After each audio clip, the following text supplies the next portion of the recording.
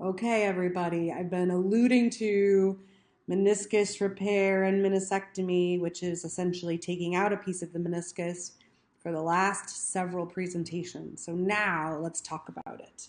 There's a lot to talk about here. Let's start with anatomy. So what you want to recognize is that we do have two meniscus in the knee, a medial and a lateral meniscus.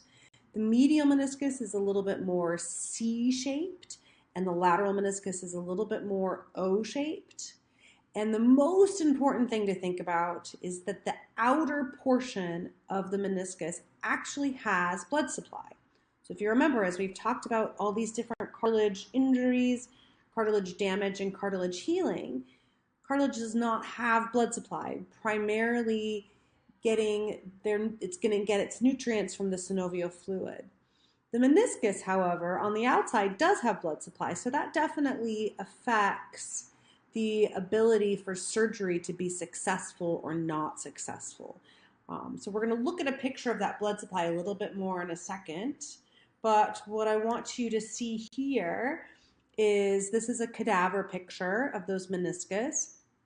The meniscus on the left, you'll notice, is the medial meniscus, and that's the medial condyle of the tibia there.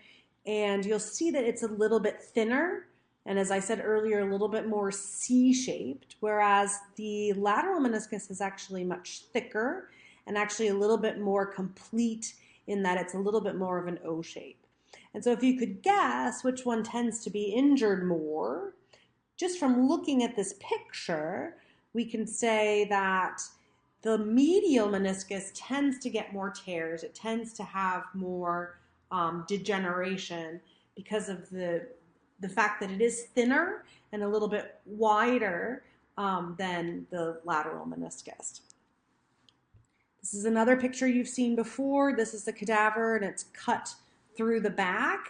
And so you can see here where we've looked at that cartilage on the femur and the tibia, and then the meniscus is right in between. So on the left is the lateral meniscus, on the right is the medial meniscus. It's a very, very tight bond between the joints and that meniscus. So let's talk a little bit more about the blood flow. So this picture just kind of gives you an idea of what we call the red zone and what we call the white zone. So the red zone is where we have better blood flow. The white zone is where we don't have blood flow. And so you can see that if you're getting tears, and this kind of gives you an example of some of the different kinds of tears, that if tears are happening that include the outside or red zone of the meniscus, then we're much more likely to have the ability for that to heal. Whereas if there are tears to the white zone or with the area with very little blood flow or no blood flow, then it's less likely that that's going to heal on its own. This is probably one of my favorite pictures that we're going to use, one of my favorite images that we're going to use in these classes. This shows you actually a picture of the meniscus, and you'll see where it says PCP, that this is the red zone. This is where you'll see really nice blood flow to the meniscus itself. Whereas everything medial to that, or in the white zone, you'll see has absolutely no blood flow. So when you're thinking about the meniscus and how it gets damaged, where the tears are, recognize that PCP or the red zone area is going to be able to heal much more easily on its own. And I put up this picture in our introduction to cartilage presentation, and I'm just going to review it again. When we think about meniscus and all cartilage, what its primary goal and primary thing that it does is it allows for force to be distributed, in this case around the knee. And so you'll see here that when we have meniscus and meniscus are working correctly, we can distribute the force between the femur and the tibia throughout a much larger area. Once meniscus is removed or meniscus is not working correctly, then that force ends up becoming much more direct between the bones. And so this can then lead to further injury, further irritability of cartilage, and then it can even lead to injury to the bone, the subchondral bone below that cartilage. So Our goal as therapists is to figure out whether or not they have a complete meniscus, or if a piece of it has been removed, because that will obviously probably affect symptoms, and then also figure out the best ways to keep that joint from getting loaded specifically in the area where they might be missing part of their cartilage, part of their meniscus. So again, this is kind of what we just said. It's really important that the meniscus can help transfer load. So 70% of the lateral compartment is loaded and 50% of the medial compartment. So that's the primary function of the meniscus. Meniscus injuries occur either acutely or degeneratively. So we saw this with cartilage as well. You can get an acute tear. Usually those tears occur when there's some sort of compression and then rotational force to the knee. And so what you'll oftentimes see is something like this picture here is what leads to a meniscal tear. And oftentimes the tear will occur with ligament tears or ligament strains as well. So ACL, MCL, you could see how those could be strained or torn with this kind of movement pattern. So sometimes you're going to see combinations of meniscus tear with ligament tears or strains. You also can get degeneration. It's very, very, very common to have degenerative tears in meniscus, especially with older people. And so they could have a small injury that leads to pain with a tear that's already there, or they could just have small tears that are occurring as they're doing more loading and possibly twisting, and they're a person who might be overweight or is not used to performing those movements. Posterior medial meniscus tends to be where most of our tears occur. Bucket handle tears, which you can see here, that's A, so that's the first one on the left. And that tear actually tears through the middle of the meniscus itself, and then you'll see from top to bottom it's also torn.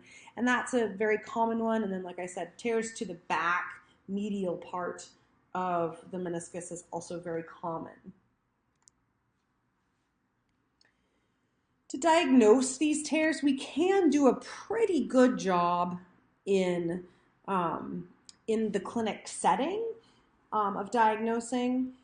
So what we're going to hear from the patient's story is they're going to tell us that they did have some sort of twisting injury.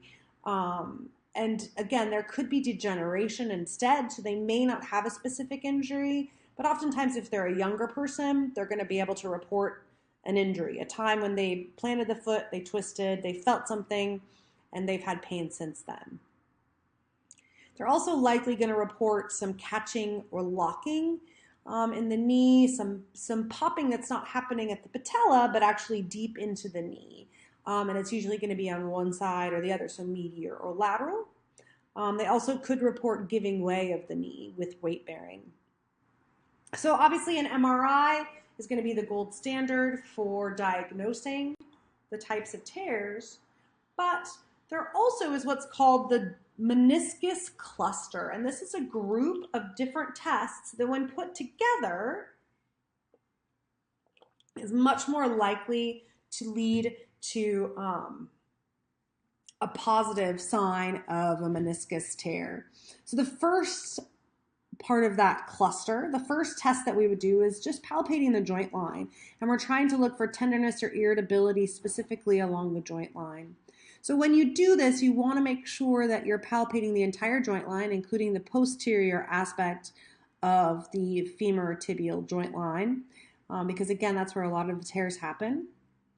And you're looking for, again, irritability and some familiar symptoms. The second part of the cluster, so again, you want all four of these essentially to be positive. If 3 of them are positive, you can probably diagnose this as a meniscal tear as well. The second test then would be a McMurray's test. We're not going to go into detail on that. We actually talked about that in some of our other classes. We might have time to talk about it in lab, but positive McMurray's test, and then positive pain, familiar pain with overpressure into flexion of the knee and overpressure into full extension of the knee. And then the last thing is a history of mechanical symptoms. So that popping, catching, oftentimes you're going to feel those things with a McMurray's test. And so those would all be put together. You would basically be able to say they likely have a meniscal tear. Other special tests that you might hear about is the Thessaly's test. That's what this picture is showing you here. Thessaly's, the knee is in about 20 degrees of flexion, and then they're rotating their hips, so they're actually rotating through the knee. And again, you're looking for that popping, locking pain. And then the brush test for effusion, so for some swelling that might be occurring around that torn meniscus.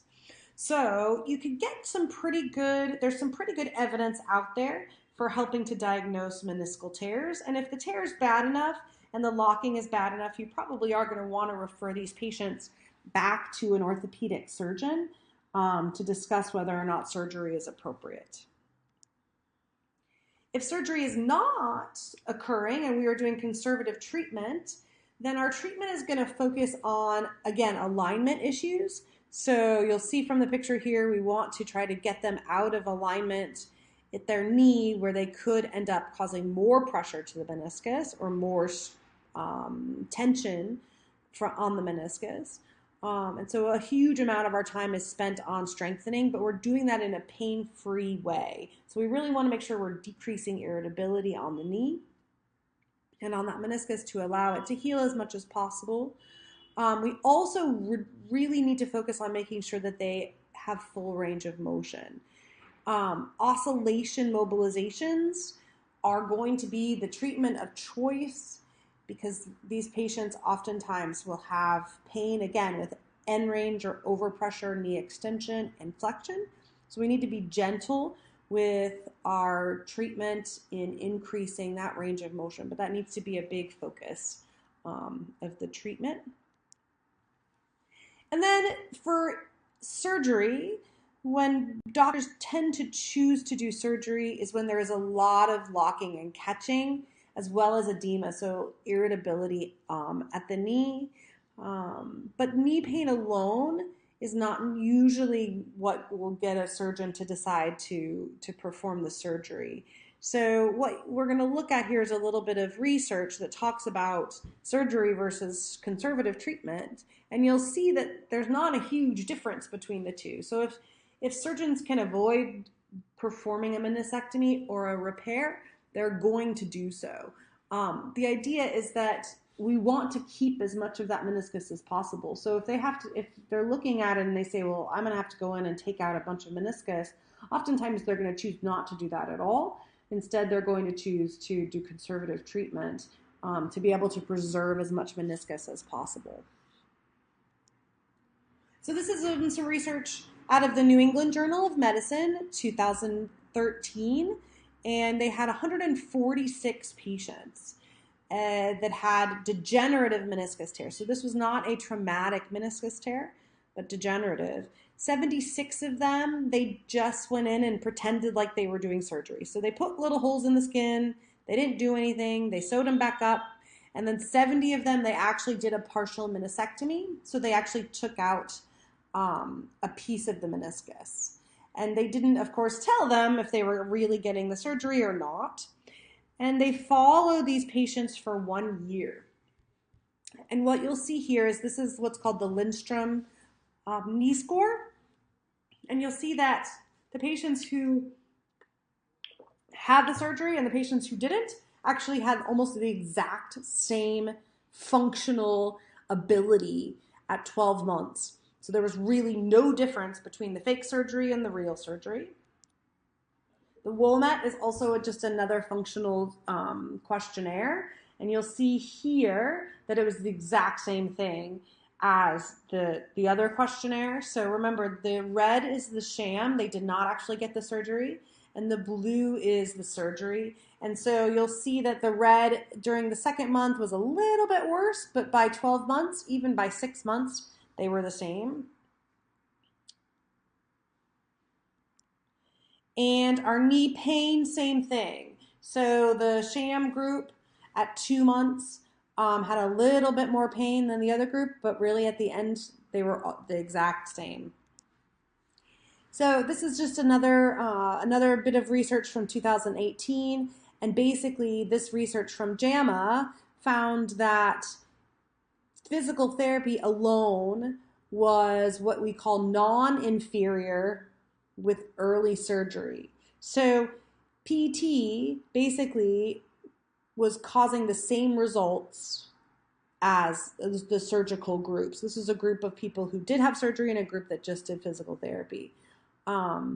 So a small percentage of this group did end up having surgery, but the vast majority of them were able to just do physical therapy and did not require surgery. So just keep that in mind. Again, this is not usually the decision that we're making about for surgery, but if a patient's on the fence and not really sure, then we can pretty much say that not doing surgery is okay for a lot of these people. So when they choose to do surgery, what is that going to look like? Basically, there's several different kinds of surgery that could be performed. The first one is to perform what's called a meniscectomy, a partial or complete meniscectomy. So that's where they actually take out large pieces or small pieces of the meniscus or remove the meniscus entirely. The other option is what they call a repair, and a repair is going to be where they actually try to stitch up part of the meniscus, and the goal is that they're doing that repair in the area where there's blood flow. So again, this shows you that white zone versus the red zone versus the red-white zone, and they're much more likely to have good results of doing a repair in the red zone. So they're going to usually do this arthroscopically. We do have videos for this, which I'll show in just a second. So with a meniscectomy, again, this is where they're removing a piece of the meniscus. So a partial meniscectomy is ones where they're going to have to take out something in the white zone where they're not expecting any healing. And so they're just removing that area and making sure that the rest of the meniscus is intact and is going to be able to perform some of the duties that a meniscus needs. So let's take a second here and watch the video of what that meniscectomy could look like.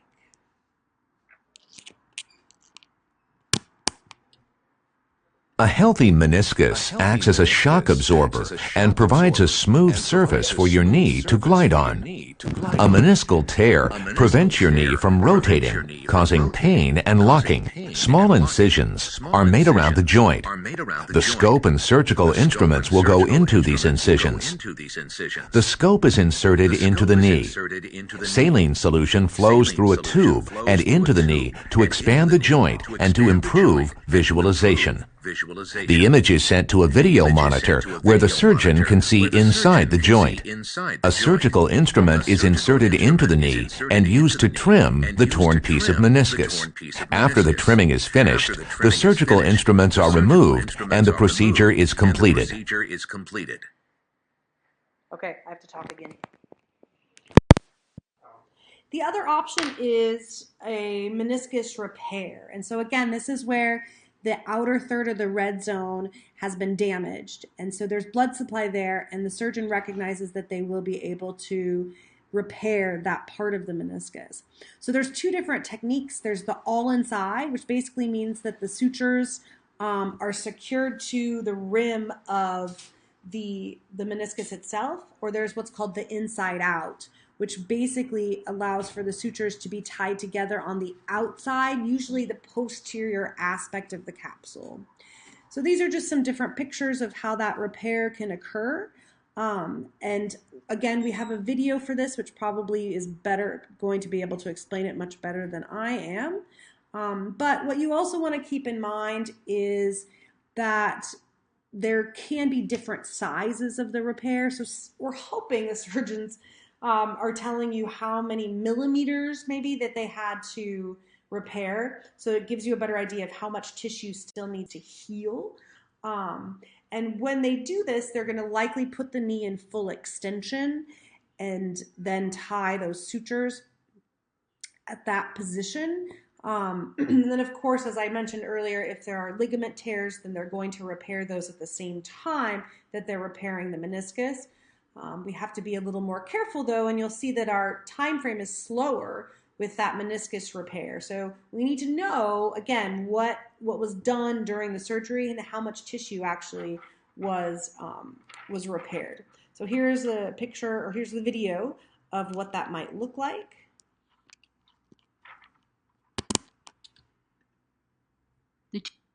The two crescent-shaped menisci in each knee absorb shock, disperse weight, and reduce friction when the knee moves.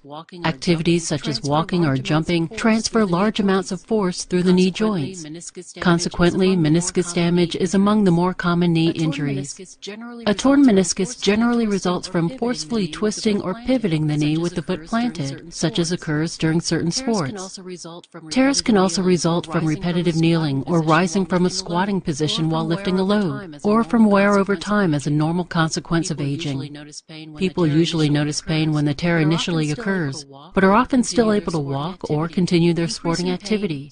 Increasing pain, swelling, and stiffness typically follow the day after the injury. Other symptoms include pain with motion, instability, limited range of motion, and sometimes a popping or locking sensation if a piece of torn meniscus lodges elsewhere in the joint. Two menisci, also known as semilunar cartilage, exist between the tibia and the femur in each knee.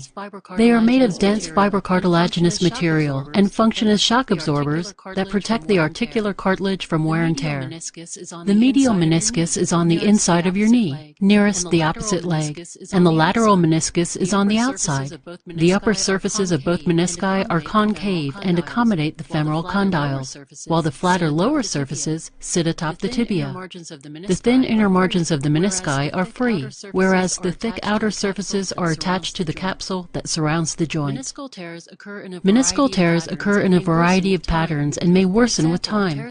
For example, tears along the radius can progress to flap tears, while longitudinal tears can progress to bucket handle tears. Various other tear types exist and are classified by appearance and location.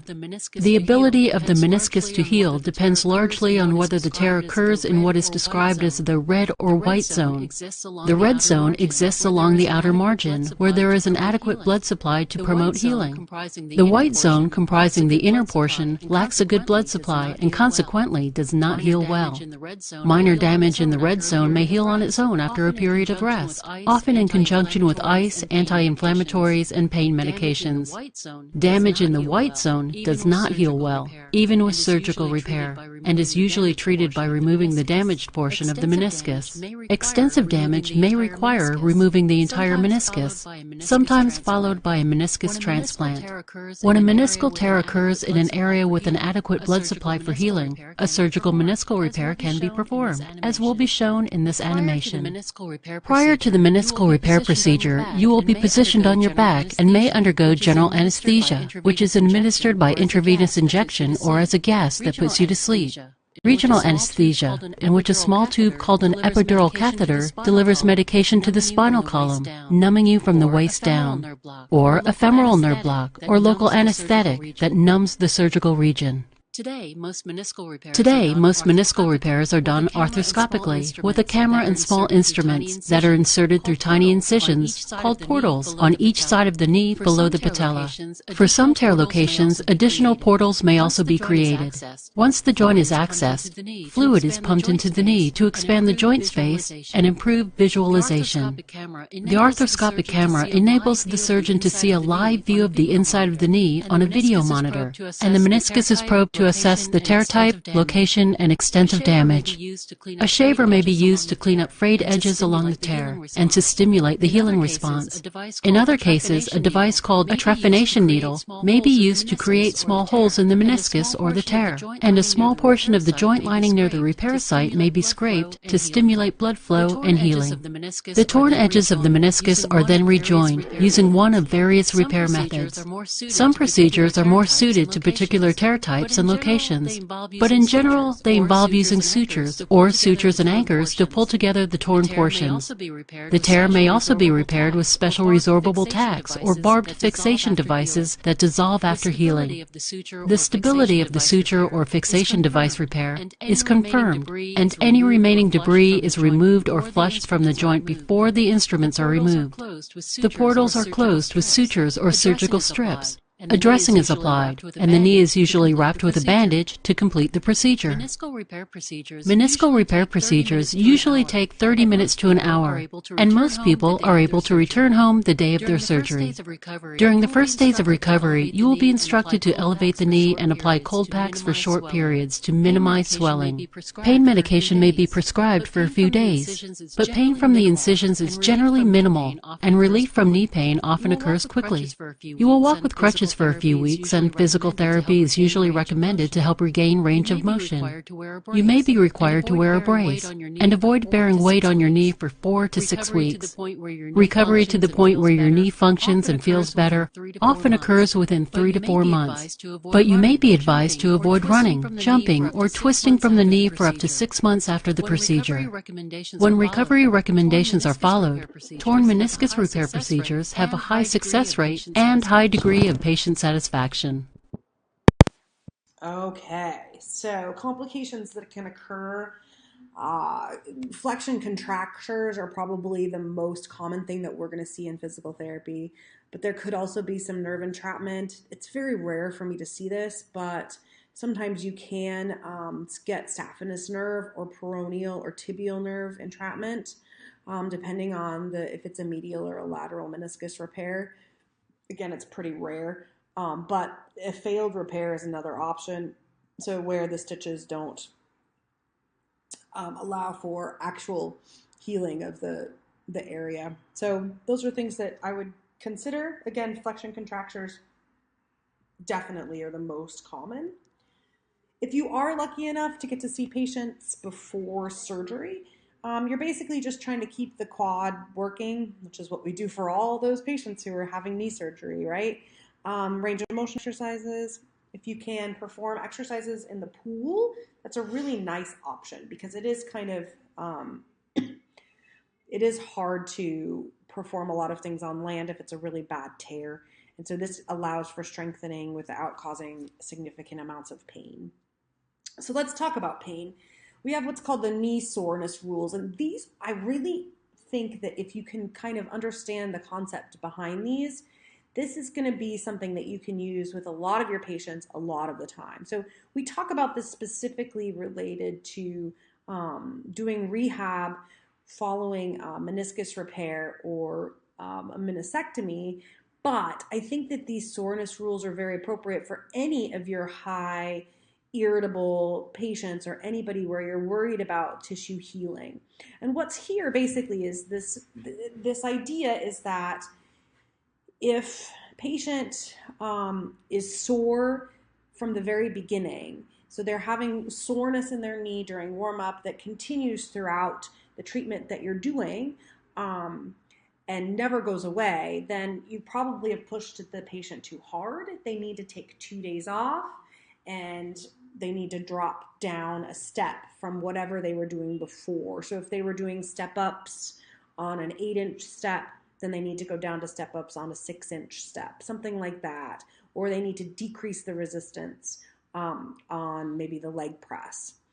However, if they have some soreness during warm-up, but it goes away, and they're able to work through their exercises, then basically stay at that level. So whatever level that is, they need to stay there for now and continue at that level until the soreness decreases. So it's really dependent on what happens with the soreness. If the soreness happens during warm-up and it goes away, but then as you continue to do stuff, the soreness comes back, then we're going to do the same thing we did with that first group. We're going to take 2 days off, and then we're going to drop down 1 step when we come back to, again, try to decrease the consistent soreness. If they have soreness in their knee, again, this is not muscle soreness, and I think most people in China are pretty good at recognizing the difference. if they're having soreness in the knee itself the day after lifting, then you want to take a day off. And then when you come back, you're kind of staying at that same level. Again, you're not going up or down, but you're staying at the same level until they report that they did not have soreness the next day. And if there's no soreness reported during our exercise, then we're going to increase the activity level, the strengthening level, by 1 step per week as we go. So again, these are great rules to consider for any of your patients where we're worried about tissue irritability. I think this is a very smart way to think about all of these. Okay, so let's just spend some time talking about the protocols in general. We're going to start, the first one is the meniscectomy. So meniscectomy, just removing a part of the meniscus. And precautions, basically, we want to make sure the surgical site is clean and clear, and we're following those knee pain rules. So the first phase is really just 2 weeks. It's during this phase that we really are watching for pain, and we're trying to get full range of motion. There's no reason why we can't do flexion range of motion with a meniscectomy right from the beginning. And so we would like for them to have an active range of motion of 115 degrees of flexion. We also want to make sure that their quadricep is contraction. So we've talked about this with all of our other knee patients. You're going to see it forever and ever. It's really important that we can get their quad turning on. They really should be allowed to be weight bearing as tolerated. So some of the surgeons I know in China are going to give you a different instructions, maybe non-weight bearing initially, but most of the time in the US, they are going to be allowed to be weight bearing as tolerated.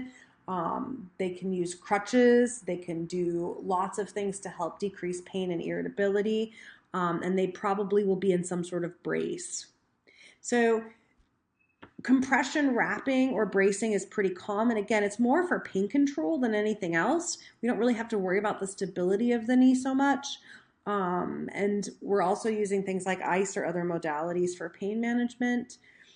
We're doing stretching into knee extension and flexion. Remember, these are patients that if they had the tear a while ago, then they probably are not tolerating knee extension very well, and that's been going on for a long time. So we definitely need to help restore their full range of motion as soon as possible following surgery. And we can also do active assistive type activities like heel slides. And then we can start doing isometric type strengthening. So quad sets, if they can use an NMES, awesome, neuromuscular electric stimulation is going to be helpful. And then we're starting to do, again, we can do weight bearing. So we're going to do hip exercises and very small squats. These can all be done in the first phase. Once you get knee flexion range of motion to 105 degrees, they can also perform the bicycle with no resistance. So at the end of the first phase, we do want at least 90 degrees of flexion. We also want full knee extension, and we want edema to be limited. So we go into the next phase relatively quickly. The next phase only lasts 2 weeks until the end of the first month. Remember, again, this is just, we've removed meniscus. We're not trying to repair meniscus with this particular timeline. And so in the second phase, our goal is to start increasing strength, make sure that we have full pain-free range of motion, and then we really want to make sure that the walking, that gait, is as normal as possible. So that's our patient education, is being able to help the patient get a normal gait by the end of the first month. And they should be returning to normal activity by the end of the first month as well. So we're going to increase our weight-bearing exercises for the second phase. We're going to do things like step-ups, so they should really be able to do stairs pretty well, especially going up by the end of the second phase. We're also doing proprioceptive type activities and then some sort of cardiovascular training. To progress out of this phase, we really want them to have full and pain-free range of motion. They really should not be showing any signs of knee irritability by the end of the first month. And so The third phase is until the end of the second month. It lasts for about 4 weeks. And it's during this time that we're starting to get back into some more functional and sporting activities. We want to focus on closed chain strengthening, as well as start thinking about returning to run. So again, returning to run can happen in the second month. We also can start doing plyometric and jumping training. Again, those are important things for running, and start doing agility drills. And so really, with this one, we're starting to get back to running, again, by the end of the second month. And the goals to really get back to sport are going to be strength being greater than 85% compared to the uninvolved side. And then good biomechanics, good kinematics with jumping, deceleration, acceleration, all those things that if you were part of Dean's class, you would know are very, very important for this group to return to sport. Okay, so let's talk about our meniscus repair. So our meniscus repair is going to be a slower process. You'll see the timeline is different. With the repair, we do need to protect that surgical site more. And so they're likely going to have weight-bearing precautions of touchdown weight-bearing, toe-touch weight-bearing, maybe partially weight-bearing initially. They're also going to be given a brace to allow for any of their weight-bearing activity. They should be wearing that. And we are going to work on knee range of motion, but again, we're going a little bit slower. So our flexion range of motion, we're not going to be pushing past 90 in non-weight bearing those first 2 weeks, and then we should get up to about 120 degrees of flexion in non-weight bearing by the 4th week. So the first phase is 4 weeks for a repair. And you'll see again, by the end of that 4 weeks, we should get to about 120 degrees of flexion. And you'll see the rest of the goals are very, very similar to the meniscectomy goals. So knee brace initially is going to be locked at 0 degrees and worn all the time with weight bearing. Usually at least 1 week of toe touch weight bearing is going to occur, and then we're progressing, again, as the doctor says or as the patient tolerates. But we want this to be relatively pain-free weight bearing. We're also doing things like patellar mobilization, all those great modalities, and then range of motion exercises with full knee extension. Full knee extension, again, very important that that is a focus of our treatment. We can start doing things like wall slides on a wall. Wall slides on a wall makes sense in supine. And you'll see the picture there. That helps to increase flexion. So they're not weight bearing, but they're getting their flexion that way or any other way that you can do, again, that's not significantly painful. And then during the first phase, our strengthening treatment, quad sets, if you can use that neuromuscular electric stimulation, awesome.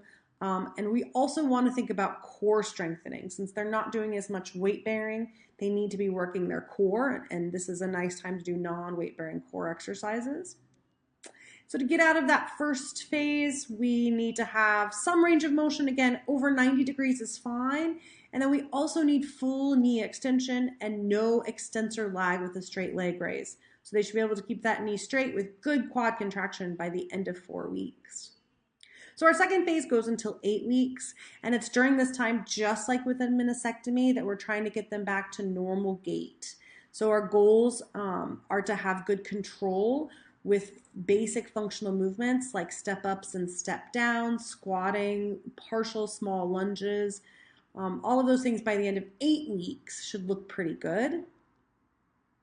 We don't want to force flexion, especially with weight bearing past 60 degrees. So squats are going to be higher than 60 degrees for the first 8 weeks. You are not going past 60 degrees. It's really important that you recognize that. That pressure on the meniscus in a squat position can be too much for a repair, and it makes it hard to allow the repair to heal. So above 60 degrees squats is fine. Same thing with like a leg press. You're not going to go more than 60 degrees of flexion. So treatment, we can use the stationary bike. You can go definitely past 60 degrees on a stationary bike, but we're also going to do some balance proprioception activities. Again, I'm not going to go into a lot of detail about these. Hopefully in lab we'll have a chance to do that. Other things, like I said, the leg press, small squats, step ups, hamstring curls, those kinds of things. But make sure that we're not getting over 60 degrees of flexion.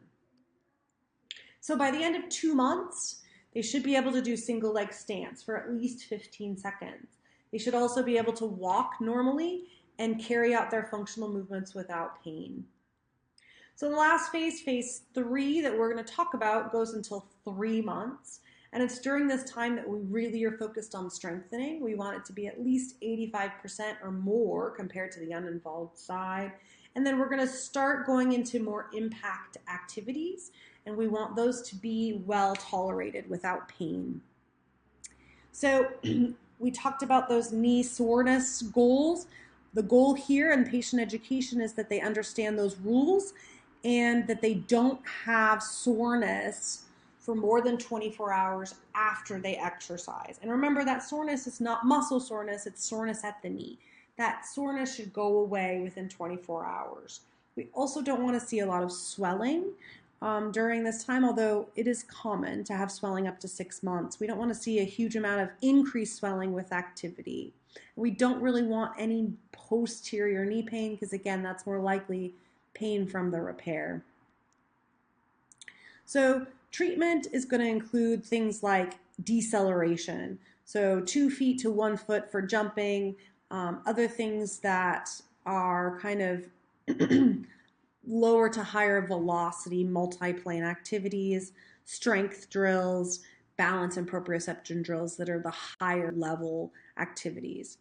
And so for progressing out of the 3rd phase, they should be able to perform more dynamic activities without pain and swelling. Again, that pain and swelling should not be occurring when after they do jumping or any of the other plyometric activities, and their strength should be more than 85% compared to the other side.